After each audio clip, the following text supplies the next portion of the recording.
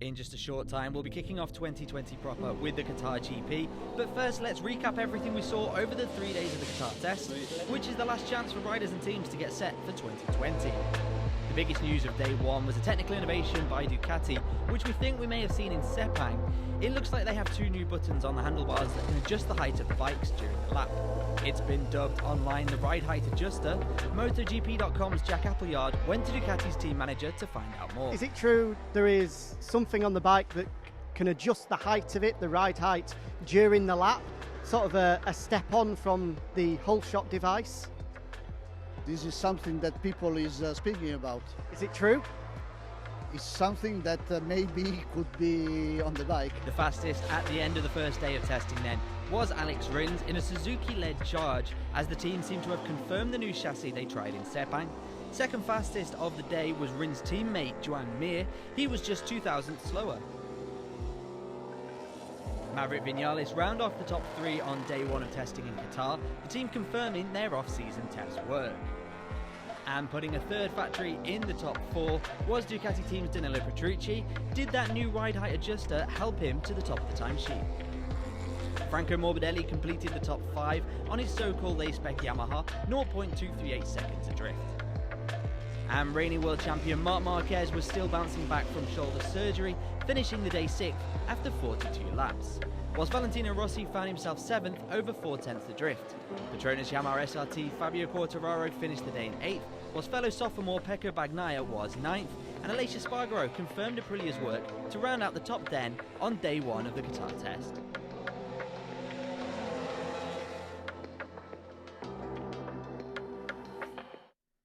Day 2 of the test was marked by high humidity, and despite some fast laps, riders were concerned about the condensation as day turned to night and the lights came on at Losail. Testing was, however, going well.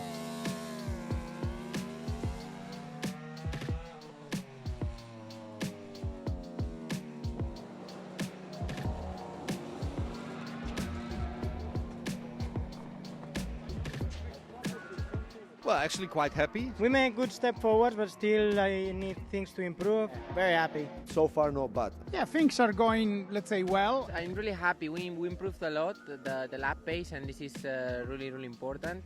I'm quite happy. So far the test is going quite well. So far, so good.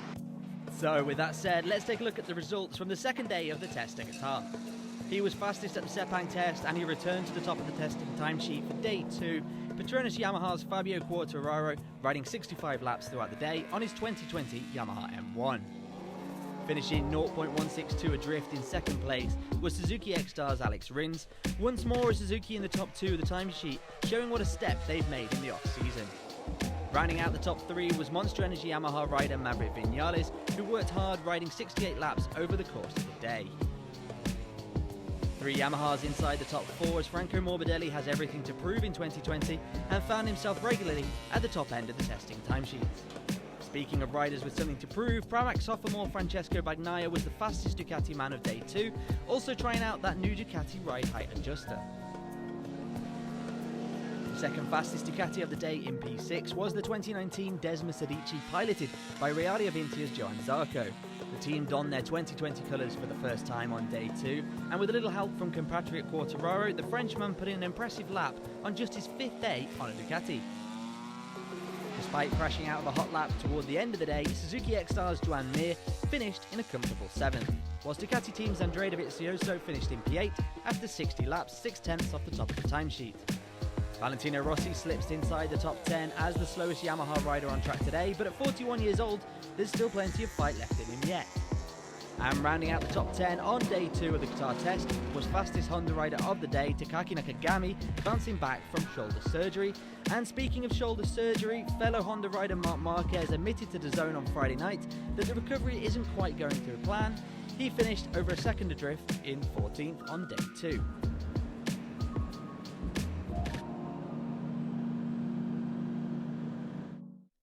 Day 3 brought little more positive news for the Repsol Honda team. The biggest news of the day was the speculation that they were in trouble and under pressure. Indeed, the paddock and of course Twitter were ablaze with rumours that Marc Marquez was trying Takaki Nakagami's 29 machine to see if and how and where they might be going wrong. We went to speak to LCR Honda's team manager Lucio Cecchinello to see if we could confirm. We are part of Honda family, and we are a big team. So there was something that HRC wanted to confirm. And we went to try to find out from Repsol Honda themselves what was up. Here, looks like the bike was not working in the right place. Looks like they found some solution, so this is the most important thing for us. And when we fix the situation, we will be happier than now, but still we are on time, and we know that we have to try till the last minute, and that's what we are doing. 3 days testing done and dusted in Qatar then, so let's recap the final results. Monster Energy Yamaha's Maverick Vinales was the fastest man of the 3-day test, showing the force of the 2020 M1. He was followed up by 2 more Yamaha riders, making it a Yamaha testing podium in Qatar. These boys, though, in Petronas colours, led by Franco Morbidelli in 2nd place. And no lack of high hopes for this man in 2020. Fabio Quartararo completed the top 3 testing in Qatar. It looks like Yamaha will be a force to reckon with. Alex Rins finished 3rd in day 3 and 4th overall, showing the step that Suzuki have made with their new chassis and engine. Yeah, I'm so happy, you know, first day first, second day second, third day third. Completing the top 5 was Pramac Racing's Jack Miller with that new ride height adjuster and flying through the speed traps at a jaw-shaking 355.2 kilometers per hour. I'm feeling quietly confident coming to the first race. Like you say, the bike's it's going good. Joan Mir finished P6 on day 3 and overall again confirming the Suzuki efforts for the 2020 season. Marc Marquez was the fastest Honda rider in P7 after a difficult test, suffering with his shoulder and, it would seem, a troublesome Honda RC213V. We were completely lost yesterday, and today we find a good direction.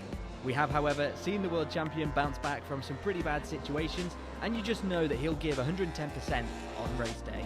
Also coming back from shoulder surgery, Takaki Nakagami, he sat P8 at the end of the test, 0.38 off the top spot.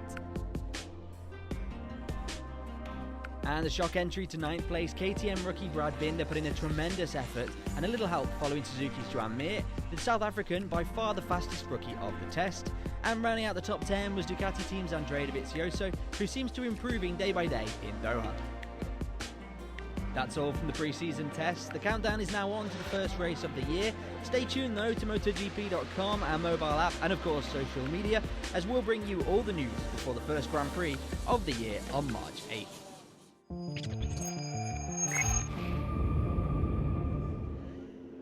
Hey YouTube friends, this is Alessio Spargaro. I hope you like the video, so please subscribe. Bye bye.